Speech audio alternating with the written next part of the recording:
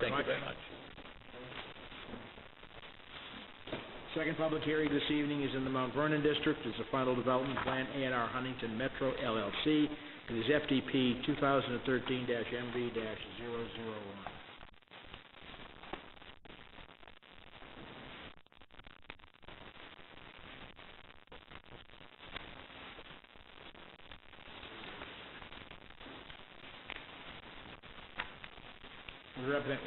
Representative of the applicant, please come forward, identify yourself for the record, and reaffirm your affidavit. Thank you, Mr. Chairman. Mark Looney with Cooley on behalf of the applicant. We reaffirm the affidavit dated January 9, 2014. Thank you very much. Other disclosures from the Commission? May we have a staff report, please? Thank you, Mr. Chairman. I'm Megan Duco with the Department of Planning and Zoning. I got it right this time.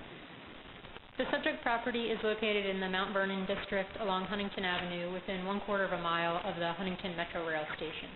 The property is a corner lot bounded by Huntington Avenue to the north, Glendale Terrace to the south, and Biscayne Drive to the west. The application area includes 5 parcels which total 1.04 acres and currently contains 4 single-family attached dwellings, a 12-unit apartment building, and an associated surface parking lot. The applicant is seeking approval of the final development plan associated with a rezoning from the C5 district to the PRM district to permit a mixed-use development. The proposed development includes up to 139 multifamily dwelling units and up to 3,534 square feet of ground floor retail within one building at a 2.99 FAR. The building's entrance, lobby, and residential amenity area would be located at street level along Huntington Avenue, and retail uses would be located along Huntington Avenue at the eastern end of the ground floor. The Planning Commission held a public hearing on this application at their meeting on October 24, 2013, and on November 14th, the Planning Commission approved the final development plan subject to development conditions and also recommended approval of the rezoning subject to proffers.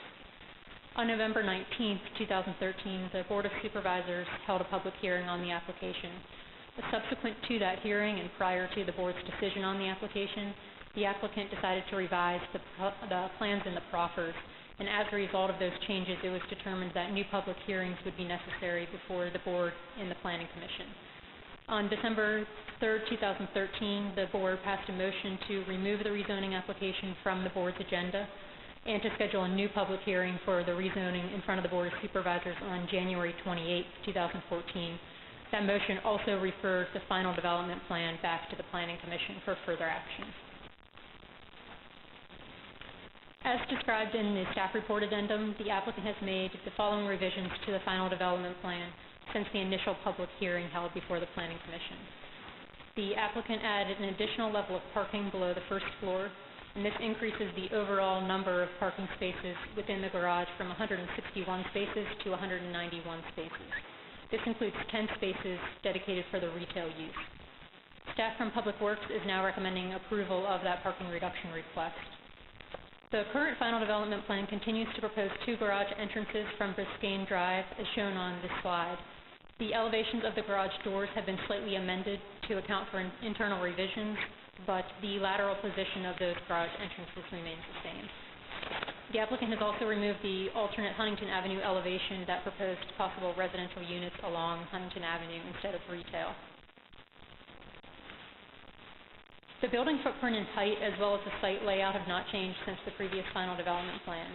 The building's maximum height will transition from approximately 80 feet along Huntington Avenue to approximately 36 feet along Glendale Terrace. The portion of the building along Glendale Terrace features first floor units with direct access to the street.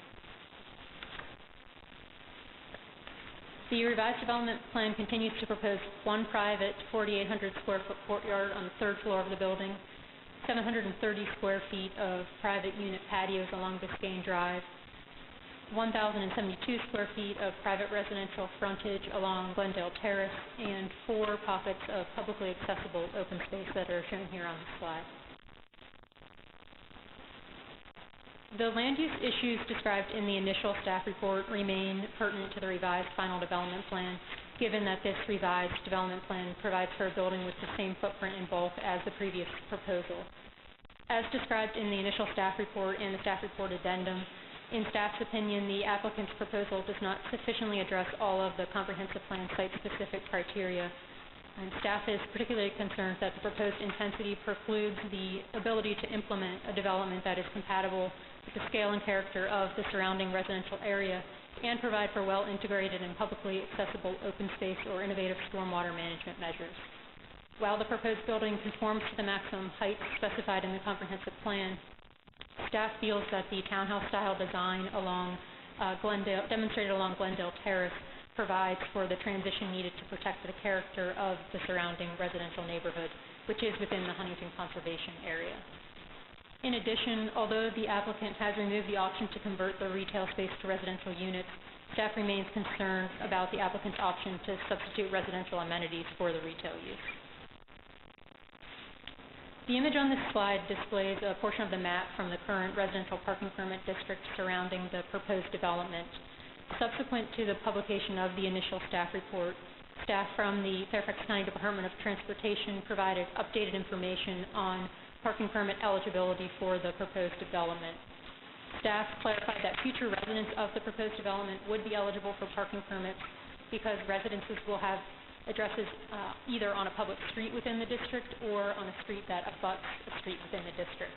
And further board action would be necessary in order to amend the district's boundaries and remove the residents' eligibility for these parking permits.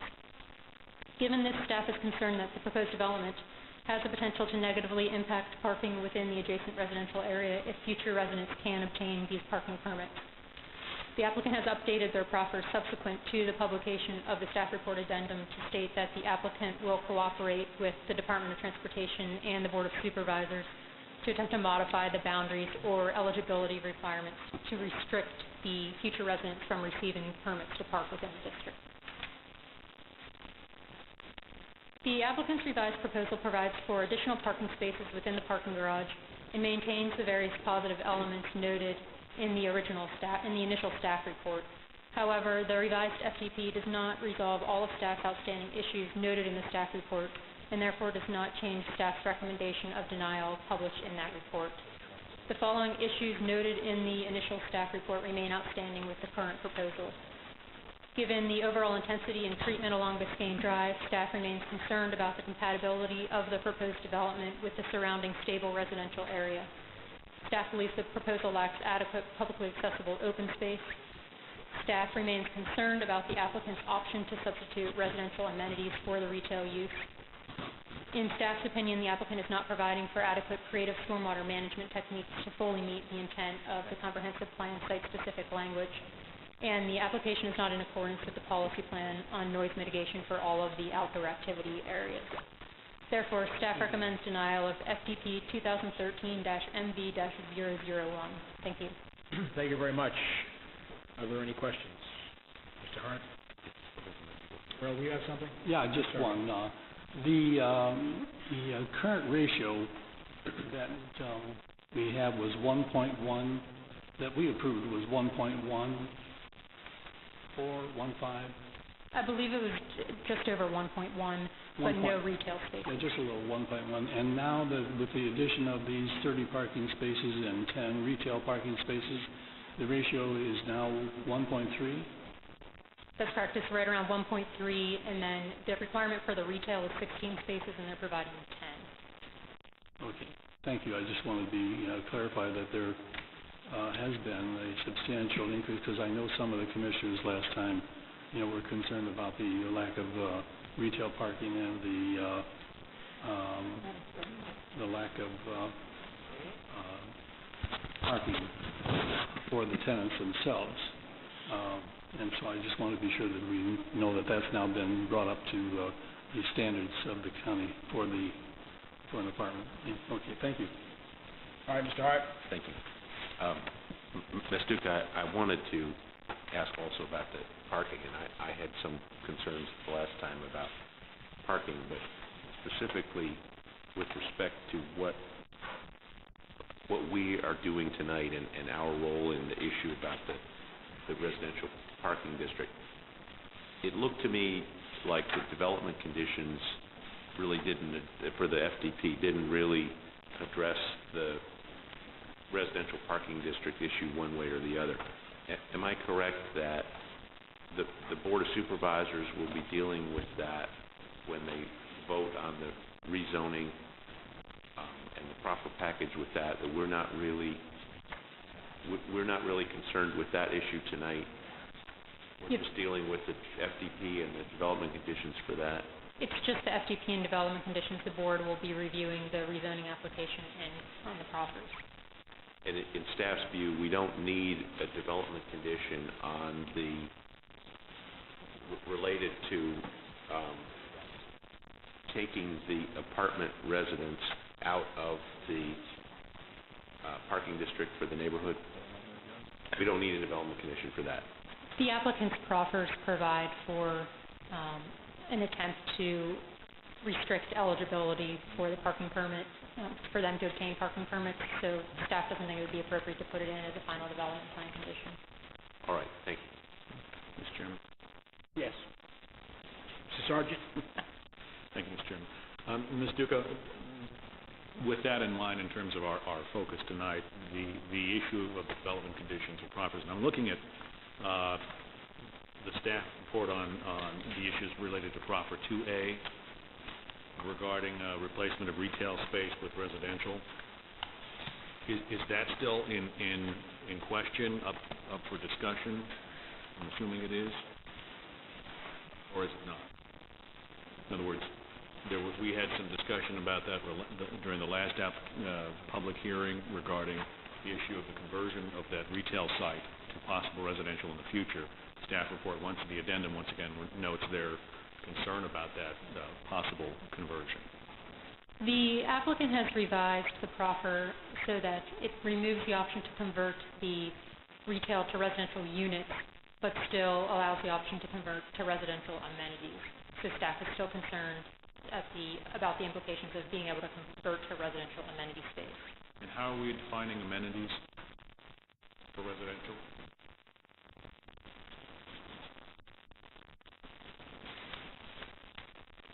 Yeah, I would assume the way that the proffer reads, it says that it's additional residential amenities to serve residents of the proposed development. So that may be leasing, office, gym. The applicant might be able to further elaborate on what their intention would be.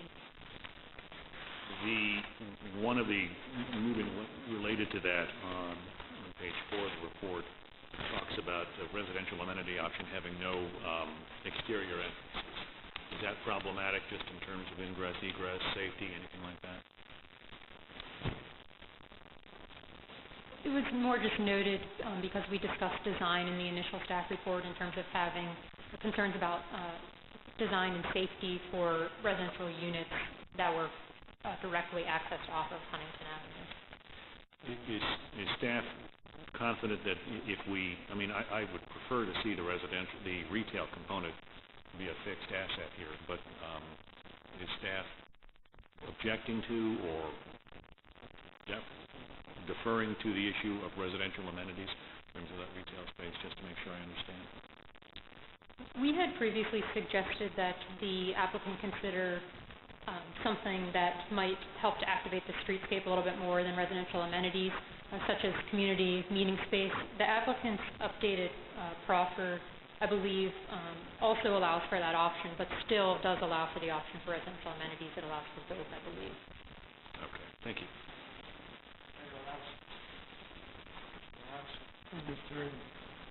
The applicant did noise studies. You mentioned that you are concerned about mitigation noise, and you said for some. Could you elucidate that point somewhat? The applicant commissioned a noise study and provided us with the summary of that noise study. The applicant's proffers commit to meeting the policy plan in terms of noise for certain outdoor areas, but not for all of the areas, and staff particularly is concerned about the outdoor noise associated with the transitional plaza, which is the northeast corner of the building. Did you have discussions with the applicant about that? We did have discussions about that. They were aware that that was an issue for us. they can probably speak a little bit more in terms of the details that came out of the complete noise study, but I believe that they had concerns, it's my understanding they had concerns with being able to meet the requested mitigation in that area, given its proximity to Huntington Avenue.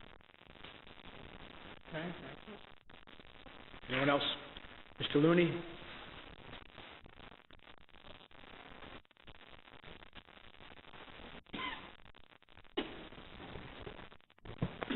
Thank you, Mr. Chairman. Mark Looney with Cooley on behalf of the applicant. Just to elaborate a little bit on what staff has indicated as to how we got here tonight, because this is in certain respects deja vu all over again for certain elements of what you have before you. The Planning Commission had recommended approval of the rezoning, including the FDP. There was a parking reduction request that accompanied the rezoning application that would, as Commissioner Hart, I believe it was, noted, bring the parking ratios, or Commissioner Flanagan, bring the parking ratios down to about a 1.14 spaces per unit. When it was before the Planning Commission, and again when it was before the Board of Supervisors, there was concern expressed about setting a precedent outside of certain areas in the county for going that low on parking reductions, despite the fact that the applicant felt confident that, at least from this location and their experiences, they could effectively manage that and meet the expectations for their tenants, as well as not overburden the neighborhoods that surround, or the neighborhood that surrounds it. But nonetheless, in light of the concerns expressed by the Board of Supervisors, agreed to provide a third level of structured parking below grade beneath the building footprint, adding 30 spaces in total on those in that additional adjustment, bringing the ratios up to the 1.3 spaces per unit and the 10 additional spaces for retail where there previously were none, in order to secure support from the Department of Public Works and the Department of Transportation for that parking reduction. In connection with that change, obviously, since the Planning Commission had already approved the final development plan along with your recommendation, we needed to come back here tonight to basically provide the revised FDP that would demonstrate or I'll say locate that additional third level of parking to serve the development. In connection with that, we obviously are updating proffers to reflect the change in the plan, along with reflect changes in the substance of what is being proposed. As staff indicated, subsequent to even the board hearing, staff in the Department of Public Works was able to clarify the application of the residential permit parking district to the property. We had previously believed, really up until even the board public hearing, that eligibility for participation in the parking district was driven by the address of the property as opposed to its physical location. And so when the project was going to have an address on Huntington Avenue, we didn't believe, based on conversations that had been had with staff prior to that the project would be eligible for the permit parking. And so therefore had even included proffers at the time that dealt with trying to secure addresses for a number of the units on Glendale Terrace in order to allow those units to get permits to be able to park on street as opposed to in the garage, and thereby freeing up additional space for residents of the project. What we have subsequently learned is that it's not the address that drives participation in the RPPD, it's the location of the property and whether you abut a street that is designated to be part of the RPPD. And so what we have done in connection with the proffers is to basically say that we will work with the Board of Supervisors to make whatever adjustments are required in order to make the project ineligible for participation in the securing of permits from the parking district program. One of the options that is available is to actually remove Biscayne Drive and or Glendale Terrace from the parking district entirely, which would result in one of two things happening. Either no parking would be allowed on those streets because of the concern that folks would come and park free and stay there all day during the daytime and take Metro, which is right next door, or it would lift it entirely and residents in the neighborhood would have to compete for those spaces with folks from outside of the neighborhood. And so because we don't know exactly what form that would take and the impact that that would have on the existing neighbors, we effectively now have a proffer that says we'll work with the Board of Supervisors to take whatever action is necessary to satisfy the RPPD program on a go-forward basis. In addition to that, as staff noted, we have revised the proffers to say that at the ground floor, in the event that we're unable to lease the retail, that we could convert that space to amenity space, which we envision to be a fitness center, a community room, or other sorts of things to benefit the actual development itself, or alternatively to reprogram it as a public use so that it could become a community room to benefit the larger area. But those would be the only two uses that area could be utilized for. And for security reasons, we have said that the access to that facility would be through the central lobby area of the residential development as opposed to folks being able to come in directly off the street if it is in fact amenity space for the development. There are obviously building code regulations that would further regulate that.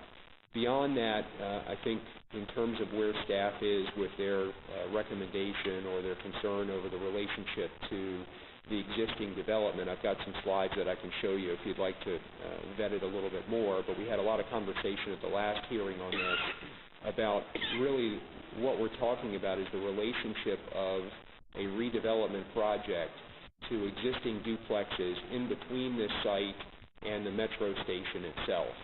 Those existing duplexes are part of the Huntington Conservation Area, and so the operating assumption is that those units will remain in perpetuity, even though they are literally within an eighth of a mile, if not 16th of a mile of the metro station itself.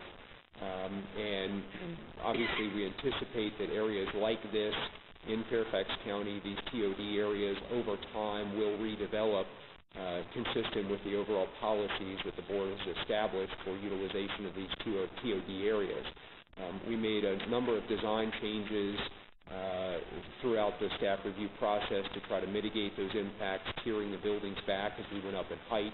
As we showed you at the last public hearing on this plan, we also have demonstrated that there are no shadow impacts on those residences as well, and we think we've done an adequate job of trying to transition, if you will, what are today existing conservation area houses in relation to what we anticipate to be the case over the next 15 to 20 years, that those areas and others within the conservation area are likely to redevelop as TOD development continues to gather steam and strength in the Huntington area. So with that, I'll answer any questions that you have, but I wanted to provide you a context for why we're back before you and what the changes are.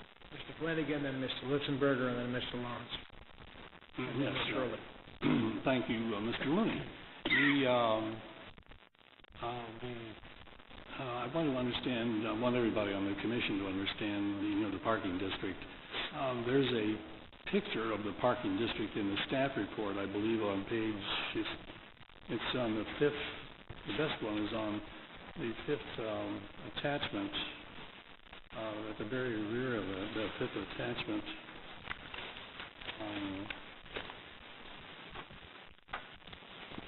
Page 5 of the addendum. Page 5. Page 5 of the staff report? Of the addendum. Of the addendum. Okay, now that's a partial the parking district that shows the corner of Biscayne and Huntington. But I wanted to, there's a bigger one that has the entire district. I just wanted to be sure that everybody realizes how big, Huntington the community is, and that has access to these parking spaces. They're the only ones who can apply for permits on these parking spaces. But that on page 5, the parking spaces we're talking about are those next to the project on Biscayne and next to the project on Glendale. Correct. I don't know that each of those represents a parking space, little hash marks, but, and I don't know that anybody's gone out and counted them, because there are a certain amount of curb cuts, new curb cuts that are being proposed that will make some of that space automatically unavailable. But it's my understanding that the change in the staff's analysis of this site, they're saying at the present time that the occupants of the building are eligible to apply for permits on Biscayne and Glendale. But you are proffering in what is that, 22B? Give me 1 second to confirm it.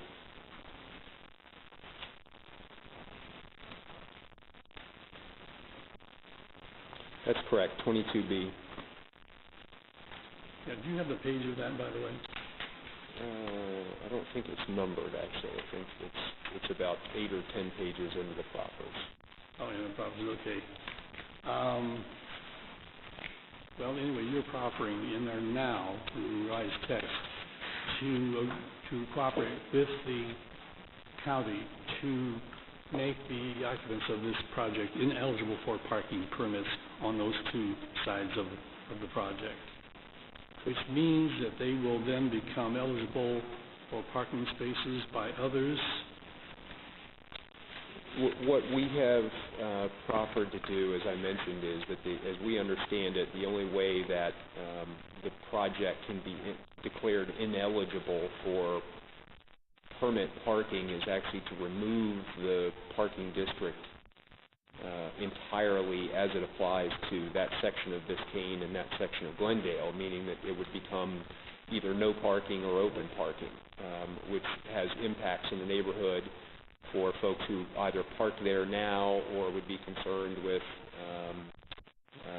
so you're proffering, public coming in and doing it. You are proffering to put in the leases of all the renters of this project that they are not going to be eligible for those parking spaces. Correct. I mean, we have proffered that upon whatever action the board chooses to take to implement this, and our desire is to have it that the residents of this project would not be eligible for those parking permits. The only reason I bring this up is because I want everybody on the commission to be aware that in spite of that, those curb spaces will be available for delivery trucks at all times. Correct. For pizza trucks and for furniture trucks and things to park under the requirements of the permit parking district. Delivery trucks are exempted from the restrictions on requiring a permit to park in those locations. Okay. And also, the occupants, if they have guests, they can park there overnight. Correct. On all of those parking spaces. So the parking permits only apply to daytime reservation of those spaces. Correct. Right. So the residents will, if they have guests and they want to stay overnight, they can still park there if there's no parking space within the building itself, or if they choose to park out there and don't want to park in the building itself. Correct, outside of the designated hours. That's correct. Thank you. Mr. Lutzenberger. Thank you, Mr. Chairman. Mr. Lawrence. Ms. Hurley. Mr. Lutz, on page 8 of staff report, it states the staff believes the proposal lacks adequate public accessible open space. How short are you on that?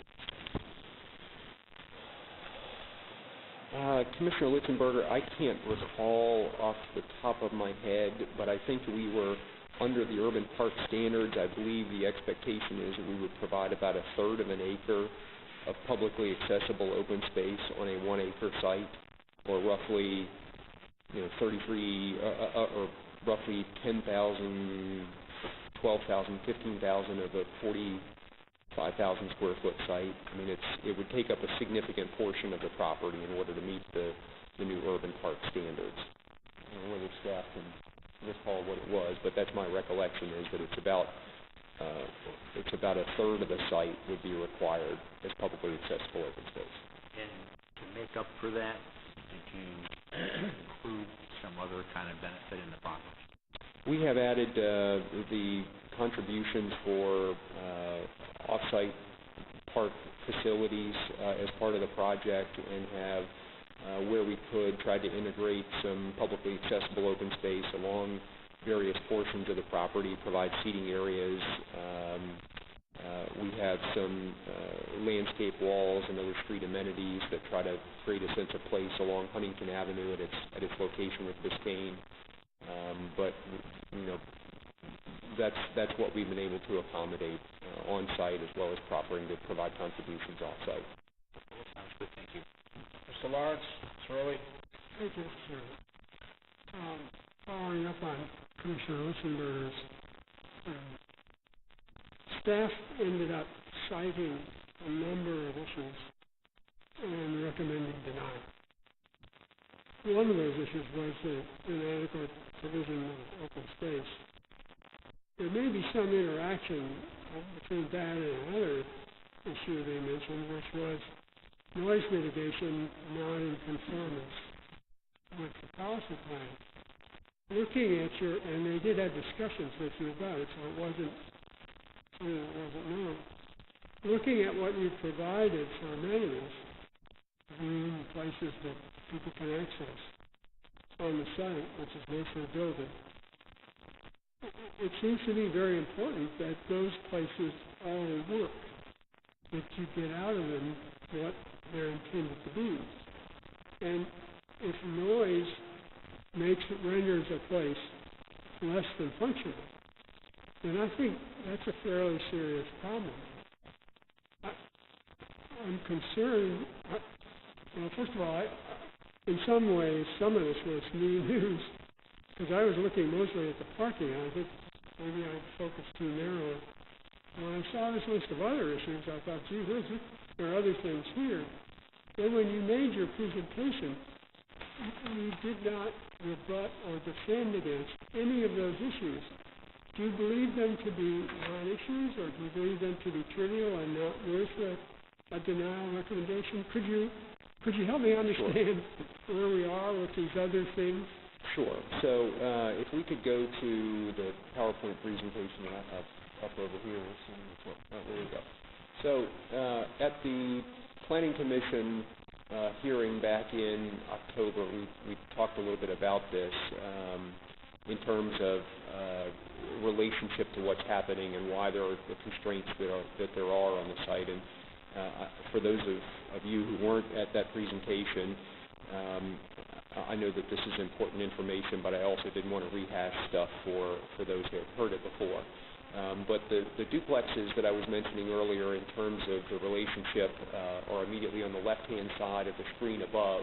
There's about 5 units that front the building on the other side of Biscayne, and then the metro station is immediately next door to that.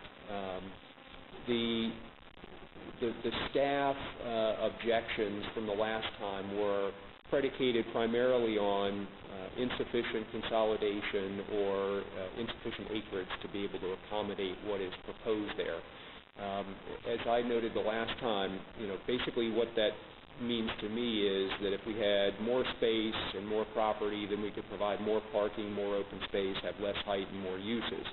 Reality is that the applicant's been at this for almost 7 years now, starting with the comprehensive plan amendment process, and has been unable to secure the participation of adjacent landowners in a larger consolidation. And there is, as I noted at the last hearing, a major utility infrastructure that runs in between this property and the abutting properties. And the comprehensive plan provides that where consolidation is not available, that an expectation is that a conceptual plan would be provided to demonstrate how the property could fit into a future development or redevelopment of those adjacent parcels. And so what was provided at the last presentation is this is an example of, or this is a graphic showing where that utility easement is. It's 15 feet in width. It contains both below-grade and above-grade utilities, water, sewer, electric, telephone, cable, etc., and is more than just your run-of-the-mill easement in terms of its width and the confluence of all of those utilities. And a relocation of that amount of utilities would require it to go all the way around the property within the public rights-of-way in order to accomplish buildings that would go across that area, because you have to remove all the utilities in order to extend the buildings over, be it parking below grade or buildings above. And so it is financially infeasible on a project of this size to reroute all of those utilities and for the tune of hundreds of millions of dollars to be able to make that type of relocation work.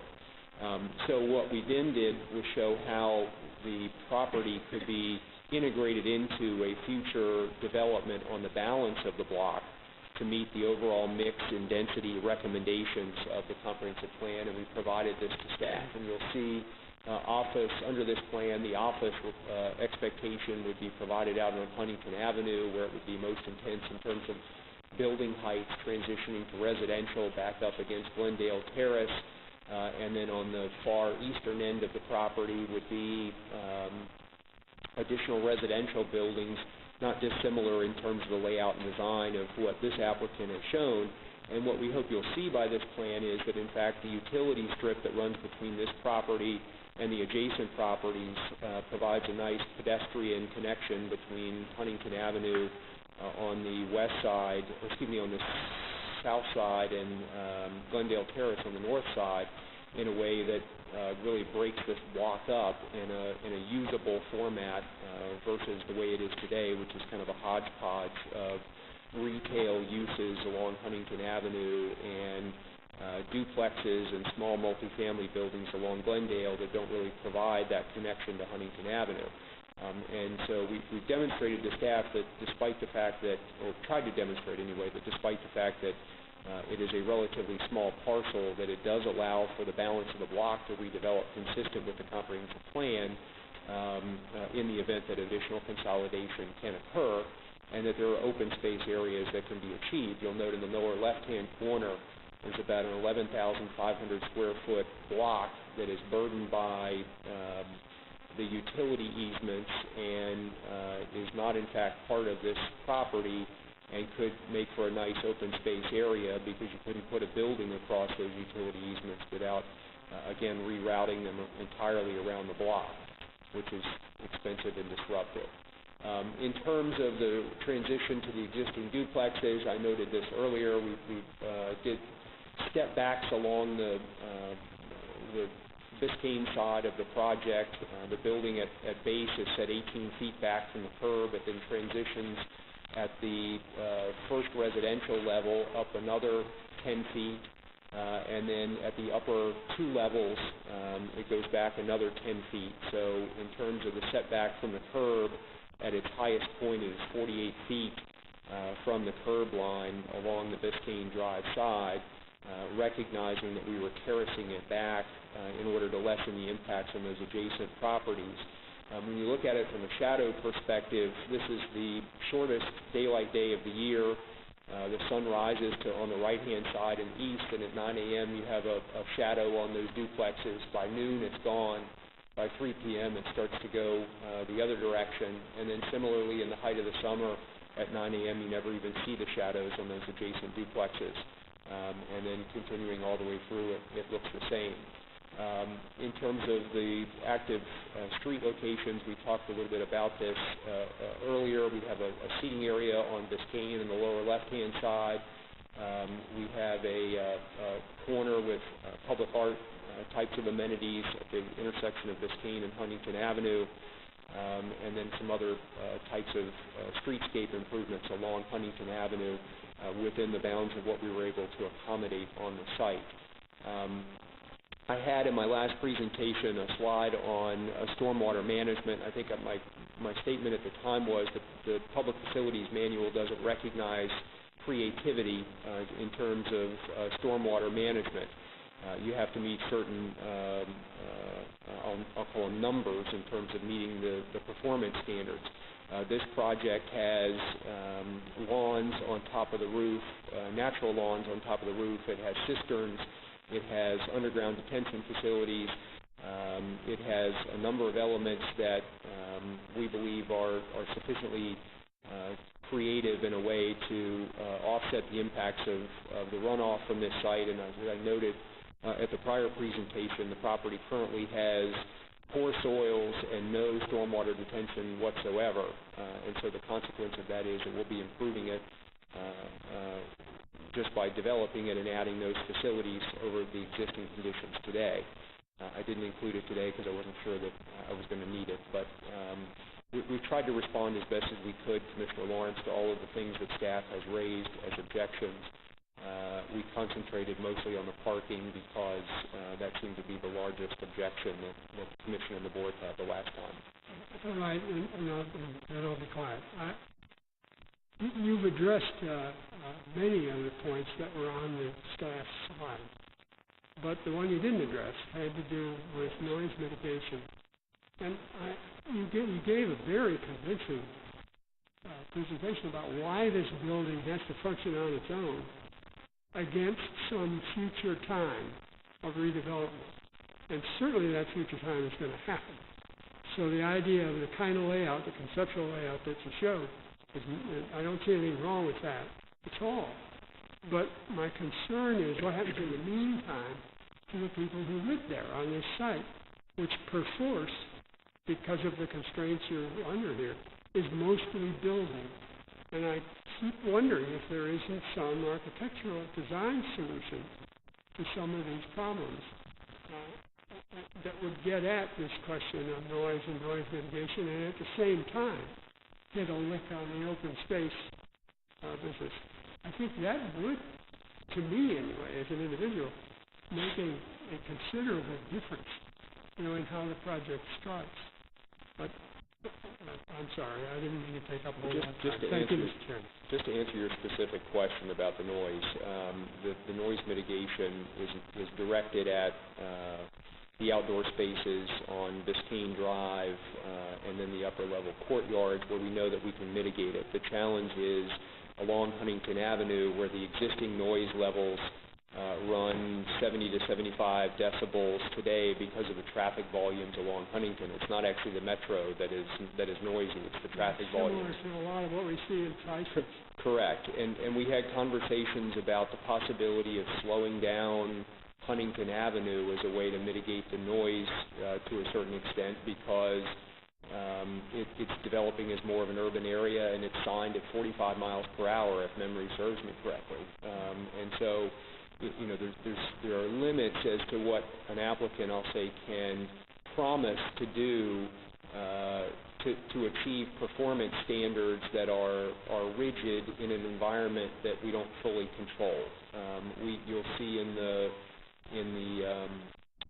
graphics that were done, we've contemplated doing a fountain of sorts at the intersection of Biscayne and Biscayne and Huntington Avenue.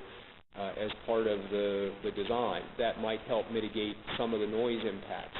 Whether it gets it fully below 65 dBA, which is the performance standard that is set forth, it's difficult to predict that a fountain alone would be able to accommodate that. And that's why the applicant was reluctant to make a firm commitment that from a performance standard, there was no question that they could get below 65 dBA, which is the performance standard they have to meet. Thank you, Mr. Chairman. Ms. Early? Thank you, Mr. Chairman. Three small details on the proffers. The proffer 23A, where it says the parking will be first come, first served basis. I'm concerned now that you've got you've got more parking spaces than one per unit. If you could at least, if somebody moves in, you'll guarantee them they can have at least one spot. If they turn it down, okay, then when you renew your lease in a year or something. I wouldn't want to see all the parking spaces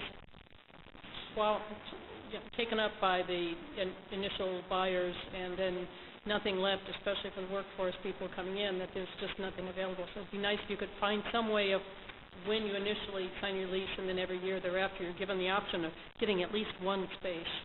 I don't know exactly how to word that. On page 24, proper 24A, you talk about on weekends for resident move-in, move-out. Most leases run like month per month, and if the first day of the month happens to be on a Wednesday, it would be nice if they could move in on a Wednesday. So this, again, just rewording that a little bit so that people could move in when their leases become available. I said they're all just little points, but I've got 4 20-something daughters, and these are the kind of things that would drive them crazy. And the third item on proper 31B8, a minimum of giving smart trip cards with $25 each to all residential tenants. Just clarify that you're giving 1 card per unit when they move in or buy, or do you mean every tenant, including an infant or something? This, again, it's just a small clarification would make it more clear.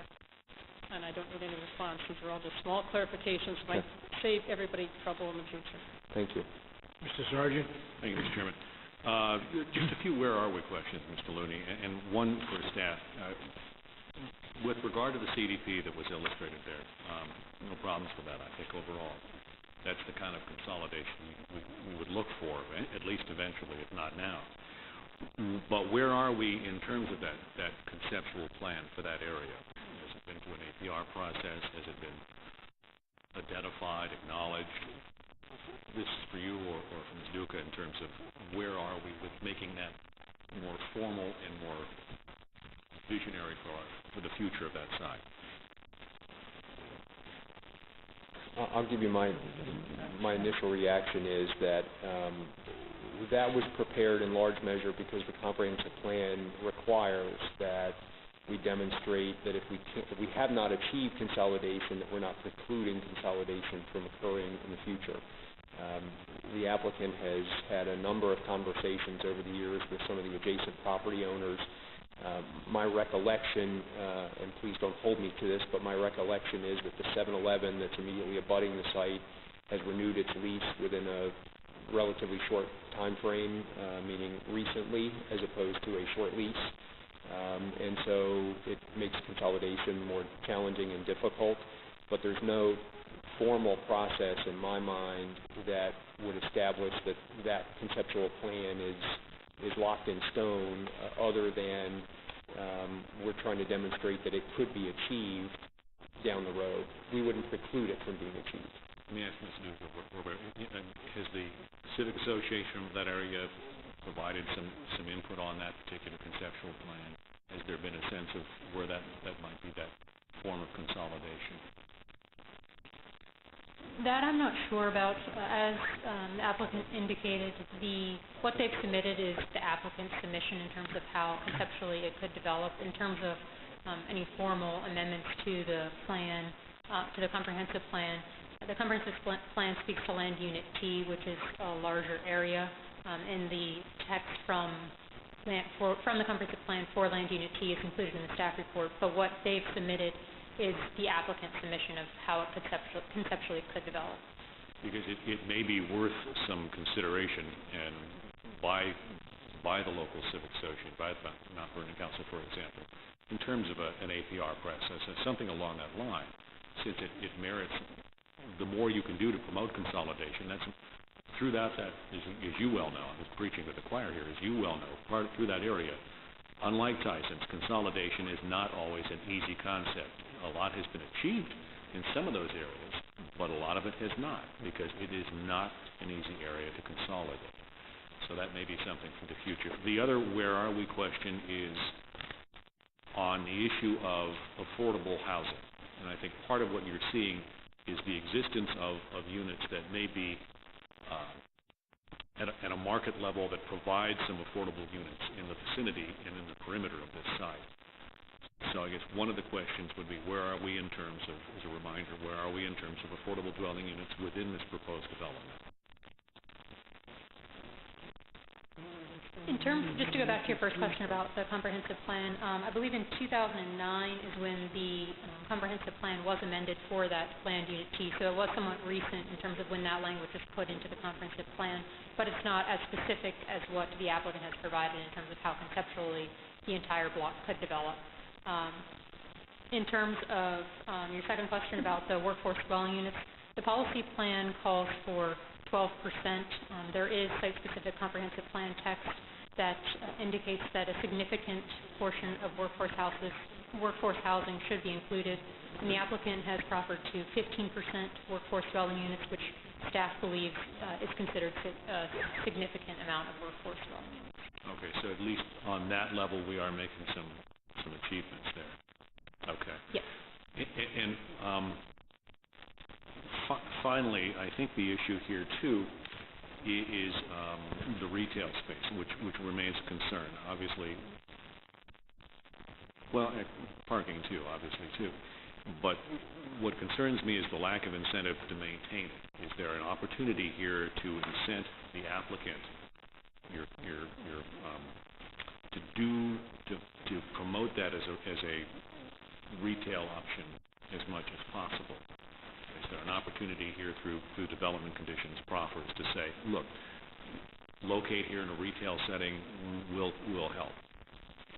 The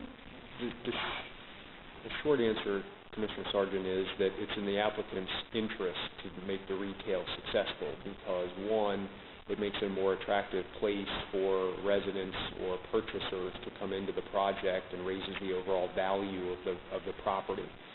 I don't think it's going to be a location where they're going to be able to charge significant rents to be able to get the retail into that space, largely because it's relatively small in the overall context. It's not destination retail by any stretch of the imagination, and so they're already going to have to provide incentives for smaller community-serving retail uses to go into the project in the first place. We had included some language in the proffers originally that talked about needing to pursue the retail leasing for a period of time before converting it over to residential units. The concern with the residential units was the impact that would have or not have, as the case may be, on the streetscape along Huntington Avenue. So we removed the option to convert it to residential units and leave it instead as amenity space. In the event that we're unable to lease it, it just wouldn't be a vacant storefront for some period of time. So, go ahead. I'm sorry. I think where I was going there would be nice to cut that in half and remove the part about converting to residential and keep the part about the incentive. Sure. Is that still an option?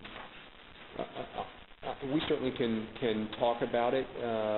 It is, just so I'm clear, are you suggesting that before converting it to amenity space, there'd have to be some best efforts notion to be able to work on that?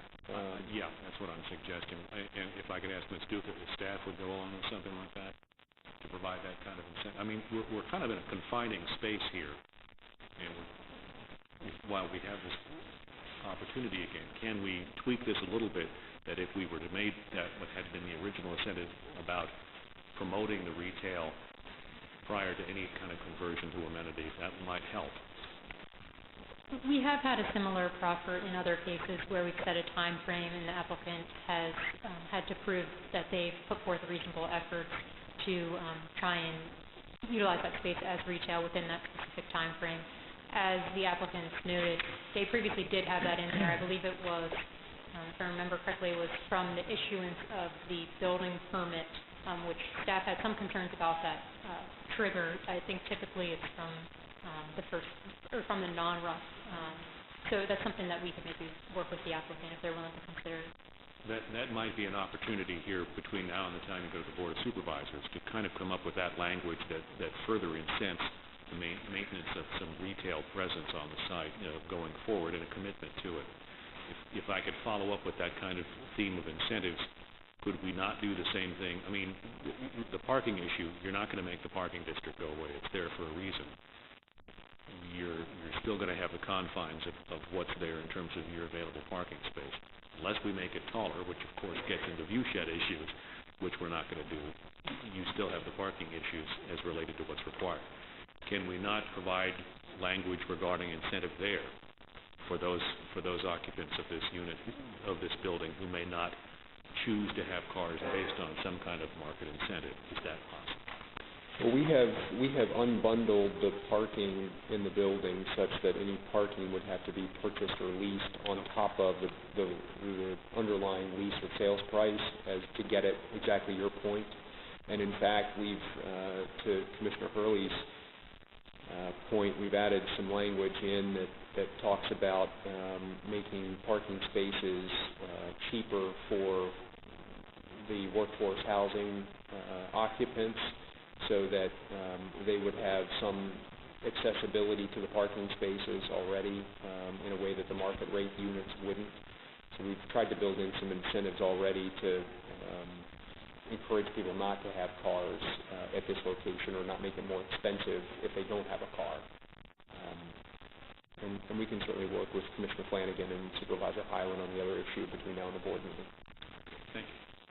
Thank you, Ms. Gordon. Mr. Hart? Thank you, Mr. Chairman. Looney, I thought so.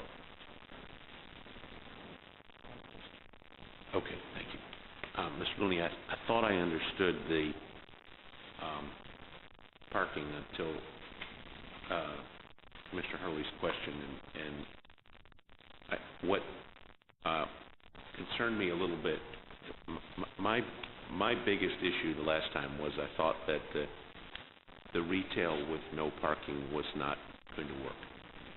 And I think you've addressed that with adding another level of parking and dedicating the 10 spaces to the retail.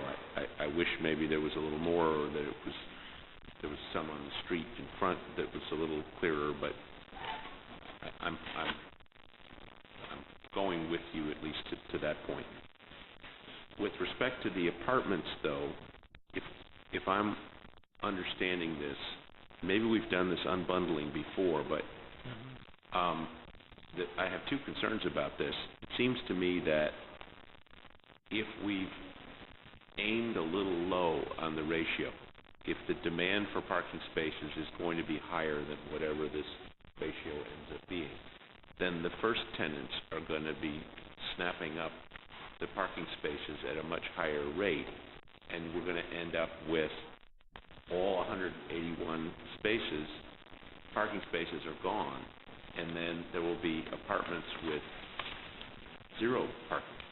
And I don't know that we've done that, and I wonder if, and maybe staff has given this some thought, as to is there some way to allocate or have it metered in a way such that the parking spaces aren't all used up by the two-car households that sign a lease or buy a unit, so that there's some parking for somebody if they come along. And then particularly what's aggravating that, I think, is, and this may be the opposite of what was intended, by making the price for parking for the ADUs and the workforce units 30% lower, it seems to me there's an economic disincentive there, that the landlord, it's in the landlord's interest to sell them all as market units instead of 30% less as the ADUs. They're not going to push it to the ADU people or the workforce people. They're going to want to get as much rent as possible for the spaces, and if it's 30% more to have them all be market units, then the ADUs and the workforce people, maybe the folks at the end who don't have any parking at all. Now, there may be some households that don't have a car, and it may be that this works, but is there, and maybe I'm missing something, is there some correlation between the ADUs and the workforce units and some minimum number of parking spaces that has to be for them, or some way that even if the parking spaces are going along at a pretty brisk clip when they're selling the units, can they still hold a few back toward the end so that there's not the last 50 apartments, there's zero parking spaces? Maybe that's two questions or more than two, but and I was starting out with Mr. Looney. I guess it sounds to me like the parking spaces are going to run out and the ADU folks aren't going to get any. Commissioner Hart, let me answer it this way. I don't want to say every case, but the vast majority of cases that I have had, that others in my office have had in the last 3 to 5 years for multifamily projects in Fairfax County have all included some version of the unbundling of parking as as a way to make the TDM programs more successful, because that way it was a disincentive for people to have a car, or multiple cars, I'll say. And so that unbundling language has been in virtually every case that I'm aware of in the last number of years. With respect to the overall demand for the parking, this was the debate we had a couple of months ago where, in my mind, the applicant is the one that's at risk, ultimately, if they've undershot the market in terms of parking demand and are,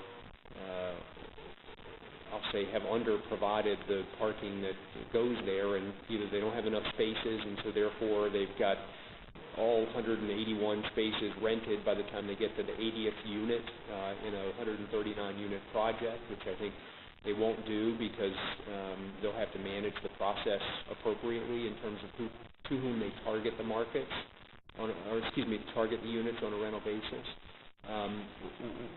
So ultimately, that in my mind is the risk that the applicant runs as opposed to something else. Now, it was a legitimate conversation about whether we had gone too far and been too aggressive, and I think the message we got from the Board of Supervisors was, in fact, that we had become too aggressive in terms of that parking, which is why we've added this third level of parking to bring that ratio up to match what was done in other applications. There was an application just down the street from this one that had a similar parking ratio approved. I know the Board has approved a number of parking reductions at the 1.25 to 1.3 ratio elsewhere in the county, and so the ratio that this applicant has proposed now is consistent with other parking reductions, which is why the Department of Public Works has modified its recommendation to now support the parking reduction.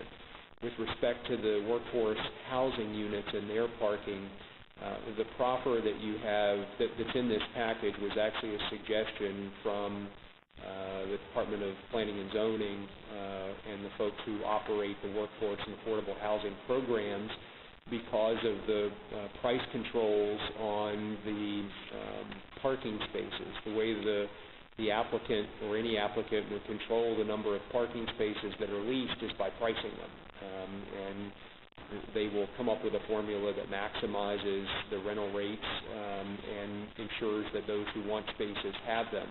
And so if there's high demand for parking, then the price for the parking space will go up, and the concern was that would in fact price workforce housing residents out of the marketplace by making the parking space more, proportionally more expensive than the unit itself. And so the proffer that they suggested was to try to bring those parking costs more in line with the rental costs so that the parking did not become the barrier to entry for a workforce housing occupant. It wasn't something that the applicant came up with as part of this process. It was a way to facilitate the workforce housing units and make sure they were price competitive on an overall basis. I think if there's no minimum number of spaces for the ADUs and the workforce housing, there might end up being zero because the landlord can make more money by making that number zero. Have you talked about having a minimum? We did. In fact, we had talked about at one point having a set-aside that said every workforce unit got a parking space. The challenge becomes then if there are, I need to do my math, but 15% of 139 is 21 units in the development. If 20 of the 21 workforce units all decline a parking space and we have to have a space available for a workforce unit at all times, it means that those spaces can't be used for people in market rate units who otherwise are looking at 20 empty parking spaces in the project and saying, why can't I park my car there? It doesn't necessarily have to be one. It could be something. And I have one other question, then I'll be quiet. If somebody comes along and all 181 spaces have been snapped up, and that now they're not going to be in the residential parking district either, or they can't get they live in the building, but they're not eligible to get the space in the neighborhood, and they don't have a space in the garage, but they still have a car. Is there a legal place that they can park that's within walking distance? They park overnight, I guess, or between certain hours. They got to get out by 6 a.m. or something. Can they park on the street in the neighborhood, and they have to move their car by 6 a.m. or something?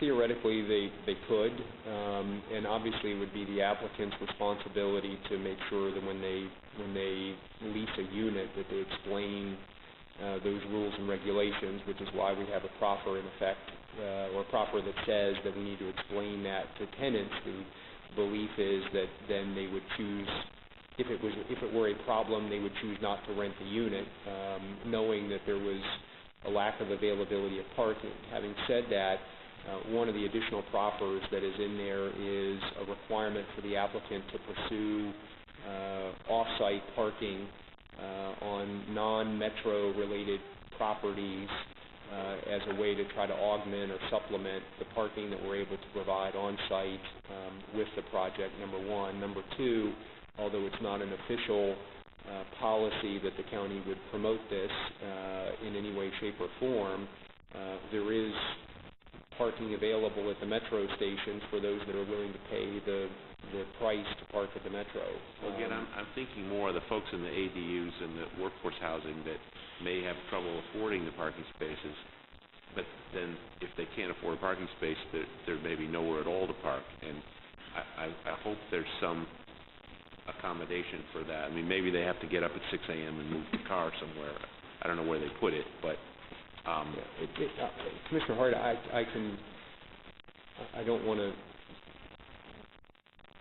separate the conversation from this particular application, but my expectation is that the very line of questioning that you're raising is applicable in every TOD area in the county, in every area where you're going to be injecting a higher concentration of people in an area that is set up to be a more suburban style development. And so in my mind it's as much a policy question of how you're going to handle, you mentioned parking along the streets that abut the property. Right now there's no mechanism to meter parking along Huntington Avenue, assuming we could actually implement it, because there's no policy in the county code to establish metered parking on public streets, because there's no one to police it, there's no one to regulate it. You're going to have this conversation in Tysons and Reston and in other places as we transition from suburban to urban, because the tools that are available. We may have that, but we may also not have applications with so low of a parking ratio, and that was a unique circumstance about this case that I think has been making it more difficult for the applicant all along. Well, and that's why we went to the parking ratios that I can't remember the name of it, but MRP was the applicant just down the street. We're matching the ratios that they have in terms of their parking, and I don't know what the conversation was with the commission and the board at the time that went through, but we're consistent with that ratio now. It's better than it was, but we've made mistakes before on multifamily with not enough parking, and it's very difficult to fix it years later with people with more cars than we thought they were going to have. Thank you. Mr. Delafay, then Mr. Migliaccio. Could someone explain to me why we are here tonight? I thought that this had come back to us because the Board of Supervisors wanted more parking, and that is being provided, and we have, and I thought we were here to see whether that additional parking was being done in a way that it, the FDP that we would approve, subject to the board's approval of everything else, we were going to look at it.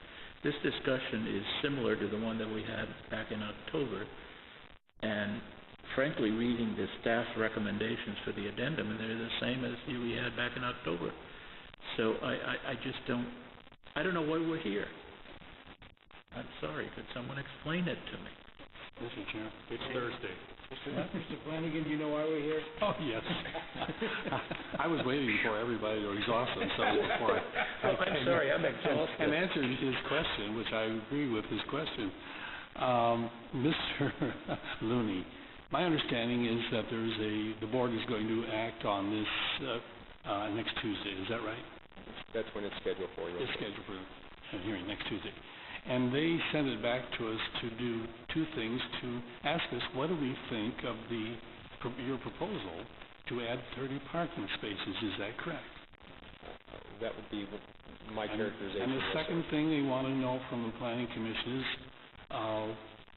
what is the true status of the criteria for a residential parking permit district? Is this applicant qualified for that, or aren't they qualified for that? And I think staff has done an adequate job of addressing, that particular question already. So, but that's my understanding of the reason why we're here tonight. Is that your understanding? Yes, sir. Oh. Mr. Mariacho, let's see if it's his understanding. Hey, calm down, Miss Hall. I'm going to be nice tonight. For a change. Mr. Looney, the 10 parking spaces for retail, I honestly don't think it's not going to work here, but that I just think is a big apartment building that we're putting here, and it's too intense for this site. But the way you have the proffers set up, in case this goes through and moves forward, so you don't have to come back for an interpretation or a PCA, you talk about the amenities for the retail to be turned into some type of amenity for the tenants. However, looking at proffer number 22A, you talk about the unbundled parking for residential uses. You limit yourself to 181 parking spaces. What happens to the 10 parking spaces if you don't use it for retail? I'm certain that you need it for the tenants. So is this something that you need to change before you get to the board? Certainly a topic of conversation, yes, sir. I think that would be good to look at that again. Okay. That's it, Mr. Chairman. Thank you. Ted Nemi? Earlier, we talked about the possibility that retail will not thrive. Is retail thriving dependent upon the availability of parking for people who want to shop? And if that's the case, then I'm not sure that 10 spaces is enough at all. Where else would they park if they come to shop at the stores, or use the dry cleaner, or the drugstore, or the restaurant? The applicant's expectation is that the retail that they intend to pursue and will be able to secure here would be small shop, community serving retail that would be principally directed at people who live and work in the immediate area, or would be people who would be walking to and from the metro station as part of their daily commute or their daily service. It would not be destination retail in their minds that would necessitate the level or intensity of parking that you might find if it were a standalone retail use in a shopping center like what is up on Kings Highway on the other side of the property, or even right next door with the 7-Eleven. I mean, I don't know the expectation of how many parking spaces the 7-Eleven next door has, but most 7-Elevens I go to probably have no more than 10 parking spaces, and that's really about not too dissimilar to the size of the retail space that we would have here. And they envision it to be things like small dry cleaners, pick up and drop off only, not on-site cleaning services, a small coffee shop, a bakery of sorts. I mean, it could be very small community serving retail as opposed to a pet store or something that's going to have more of a regional draw to it.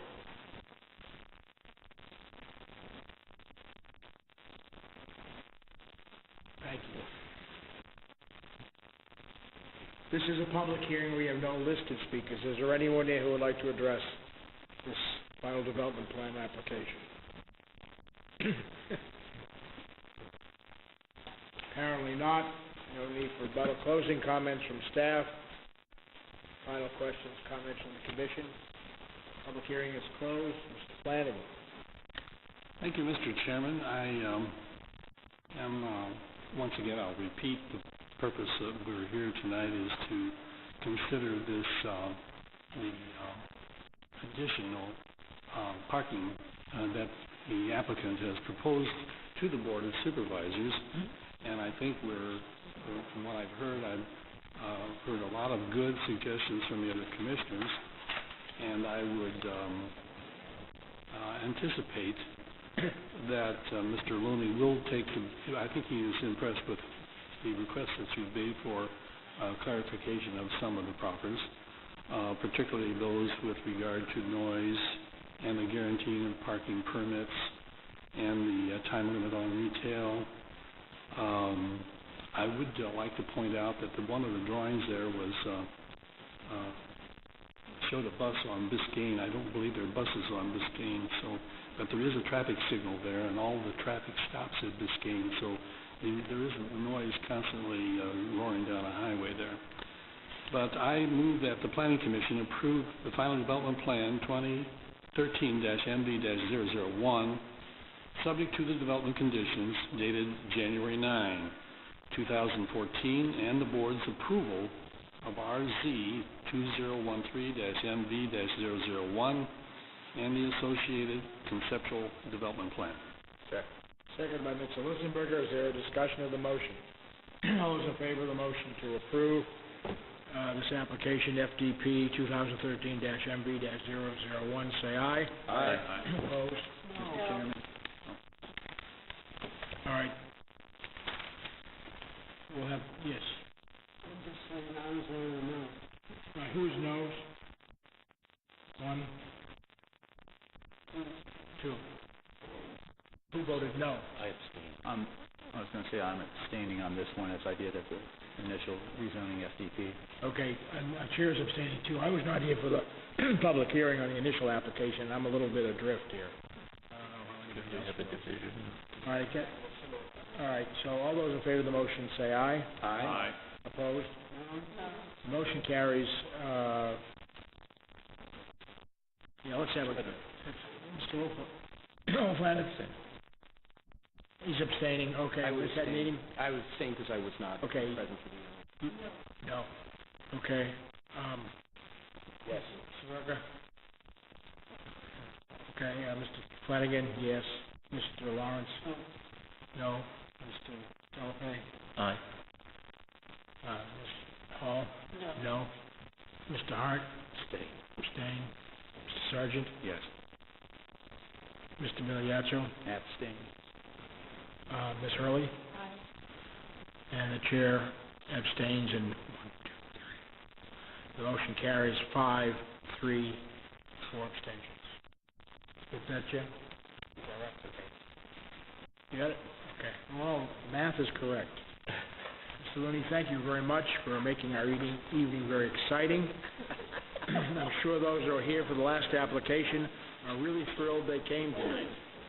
Fortunately, we have enough spaces at the Government Center, so you won't run into that problem if you come and visit us again.